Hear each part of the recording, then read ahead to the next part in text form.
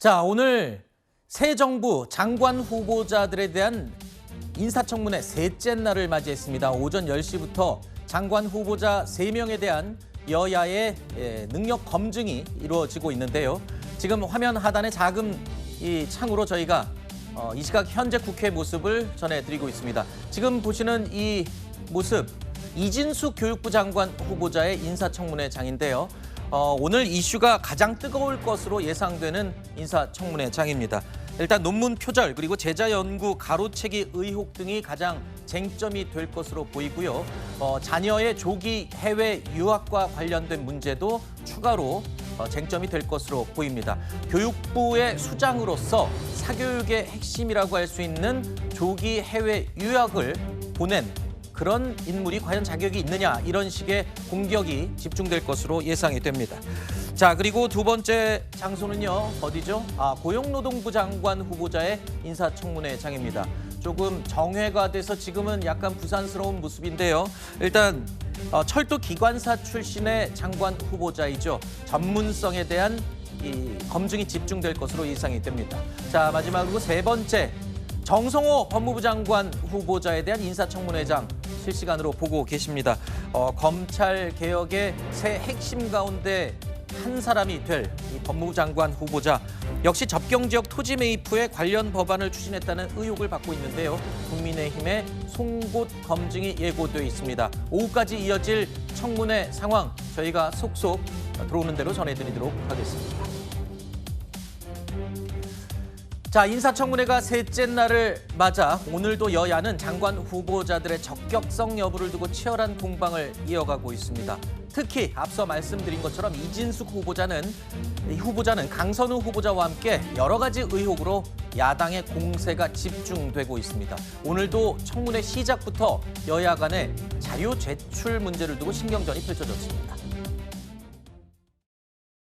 이진숙 교육부 장관 후보자에 대한 인사청문회 자료 제출 요구를 강력하게 했는데 법무부와 감사원의 태도에 깊은 유감을 표하지 않을 수가 없습니다. 통계상 95.6% 자료 제출을 했습니다. 역대 후보 중에서는 가장 높은 자료 제출률이에요. 우리도 야당 때 분명히 이주호 장관에게 여러 가지 요구한 적이 있기 때문에 이주호 장관이 90% 정도 자료 제출을 하셨고 거의 흡사한 부분을 아마 후보님도 이런 것들 제출 안 하는데 95%는 저는 사실 좀 칭찬해드리고 싶어요. 굉장히 성실하게 잘했다. 잠깐만요. 들어보세요. 그래서 지금 저를 비판하셔도 좋은데 자, 이진숙 장관 후보자는 제자 논문 가로채기, 표절 의혹, 그리고 자녀 조기 유학 등 본인과 관련된 이 의혹들에 대해서 직접 사과를 하기도 했죠. 지금 진선미 의원님께서 이제 해명할 건 해명을 따로 하더라도 네. 논란이 일어난 것에 대해서 사과를 하라고 그러니까 주문을 했는데 사과를 안 하시는 건가요, 그러면? 아닙니다. 그 부분 국민 눈높이에 맞지 않게 그런 의혹들이 생긴 거에 대해서는 진심으로 사죄드립니다.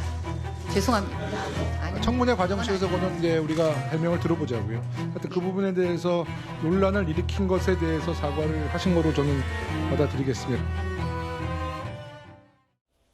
지금 들으신 이 사과 내용, 국민의힘에서는 이렇게 받아치고 있습니다.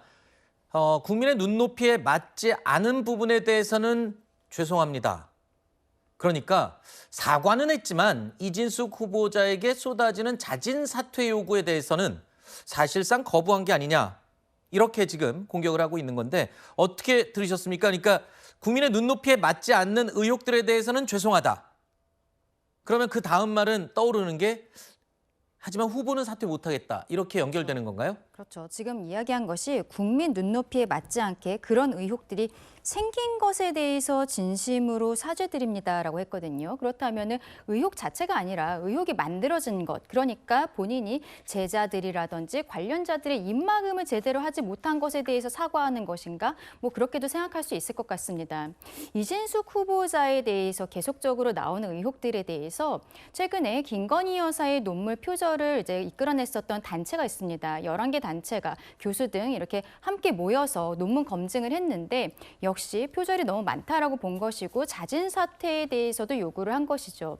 근데 이제 이진숙 후보자 같은 경우에는 과거 김민석 총리의 그 청문회 예에 따라서 계속 청문회에서 말씀드리겠습니다라고 이야기를 하고 있습니다만 글쎄 오늘 어디까지 해명이 가능할지 모르겠습니다만 지금까지 나온 의혹만으로도 오늘 청문회 자리에 나온 것 자체가 어떻게 보면은 이재명 정부에게 좀 부담을 주는 것이 아닌가 그렇게 네. 생각합니다. 일단 국민의힘에서 이진숙 후보자에 대한 공격을 하는 거는 이해가 됩니다. 그런데 학계에서도 지금 문제 제기를 하고 있고요. 뭐 거기까지도 일단 그렇다 치더라도 지금 민노총에서도 문제 제기를 하고 나섰습니다. 대표적으로 일단은 제자 논문의 제1저자로 이름을 올린 부분, 이 부분에 대해서 이진숙 장관 후보자가 논문의 기여를 가장 많이 한 건 사실상 나다 이렇게 해명을 했는데 민노총에서 그렇게 얘기했어요.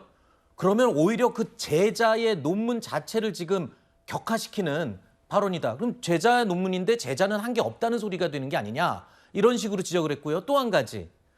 우리나라 교육부의 수장이 될 사람이 오히려 자녀는 사교육의 핵심이라고 할 수 있는 해외 조기 유학을 보낸 인물이다. 어떻게 우리 대한민국의 교육을 이끌어갈 수 있겠냐. 이런 부분들이 지금 민노총의 지적이에요. 제가 지금 전교조, 죄송합니다. 전교조의 지적입니다. 전교조에서 이렇게 문제 제기를 한다. 그러면 지금 여당에서도 맥락을 같이 하는 입장에서는 조금 난감하지 않나요? 오늘 그래도 충분히 해명을 할 수 있는지를 좀 지켜봐야겠죠. 그러니까 지금 후보자 측 입장에서는 뭔가 이 논문의 뭐 표절이나 제자 논문 관련돼서는 조금 그래도 설명을 해보겠다라는 입장인 것 같아요. 왜냐면은 우리가 잘 모르는 학계의 사정이 있긴 있거든요. 그러니까 2006년 윤리 규정이 강화되기 전에는 왕왕 뭔가 표절에 대한 그 의식이 좀 약했던 시기가 분명 있긴 있었고, 네. 그리고 그 공대 아니십니까? 그러니까 공대 같은 경우에는 공학 논문은 좀 그 대학원이 또 사회과학과 좀 달라요. 그러니까 랩실이라고 해서 연구실 체제로 운영이 되고 교수가 어떻게 프로젝트나 주제를 따와서 그 프로젝트를 이행하고 그거를 제대로 수행 잘 하면은 뭔가 학위 논문을 받는 이런 절차들이 밟혀져 있거든요. 그렇기 때문에 교수의 역량과 교수의 설계가 상당히 중요합니다. 그런 부분을 지금 후보자는 설명을 하고 있는 것이고요. 근데 그럼에도 불구하고 2014년에 윤리 규정이 한 번 더 강화됩니다. 제자 논문과 관련돼서 교수가 많은 역할을 했다 하더라도 그것을 단독 저자로 게재해서는 안 된다라는 규정이 2014년에 한 번 더 생겼거든요. 네. 그러니까 이진숙 후보자는 2014년 이전, 2006년 이전과 관련된 표절, 제자 논문 이것 관련돼서는 좀 이건 제가 방금 말씀드린 이 교육계의 그런 나쁜 관행이라고 할 수 있는 그걸로 좀 설명을 해보겠다. 다만 근데 지금 많은 논문들 중에 그 기준을 넘은 14년 이후에 그런 행위를 한 게 또 있어요. 네. 그런 부분에 대해서는 어떻게 해명하는지 오늘 좀 들어봐야 될 거라고 좀 보고요. 네. 근데 앵커께서 마지막에 말씀하신 부분, 이런 사람이 교육부 장관으로서 괜찮겠느냐. 제가 말씀드린 것들이 아마 다른 부처의 장관이었다면은 그래 나쁜 관행이 있었으니 그런 것들은 양해할 수 있겠다라는 설득이 될 수 있을 수도 있는데 교육부 장관이니까 이게 넘어갈 수 있을지 과연 지켜봐야 되는 부분이 있거든요. 그래서 그걸 오늘 어느 정도 충분히 해명하는지 좀 봐야 될 것이고요. 마지막으로 아까 그래서 김영호 위원장이 시작할 때 그래도 자료 제출률 95.6%는 정말 훌륭하다. 네. 왜냐하면 숨기지 않고 다 제출하고 어떻게든 설득을 해보겠다는 후보자의 의지가 보인 거니까요. 저 지금까지는 국민 여론이나 이런 것들이 상당히 불신이 높은 걸로 알고 있는데 네. 그래도 오늘 어떤 해명을 하는지 한번 들어보자는 말씀 드리겠습니다. 네. 일단 교육부의 수장인 교육부 장관에 대한 능력과 도덕성 검증의 자리입니다. 그런데 여야를 떠나서 교육 현장을 담당하고 있는 전교조에서조차 교사 집단에서도 이거는 부적절하다, 스스로 물러나야 한다라고 의견을 공개적으로 밝혔기 때문에 과연 대통령실이나 여당에서 어떻게 할지 부담이 상당하지 않을까요? 지금 이 정도의 분위기라면? 사실 그런 게 있습니다. 대통령실에서 이제 여론 파악을 할 겁니다. 네. 어제 있었던 그저께 있었던 강선호 후보자의 인사청문회와 오늘 좀 논란이 집중됐던 이 후보자들의 인사청문회를 보면서 대통령실에서 여론을 수렴하는 루트는 다양한데요. 그러니까 네. 뭐 여론조사를 비공개로 돌릴 수도 있고 아니면 관련된 단체들의 의견을 다시 한번 수렴할 수도 있고 이런 것들을 종합적으로 고려하는 방법이 있을 텐데요. 말씀하신 네. 것처럼 근데 진보 진영 관련 단체들의 의견이 오늘 청문회를 통해서도 지난 다음에도 굽혀지지 않는다. 그럼 대통령실의 고민이 깊어질 수밖에 없겠죠. 알겠습니다.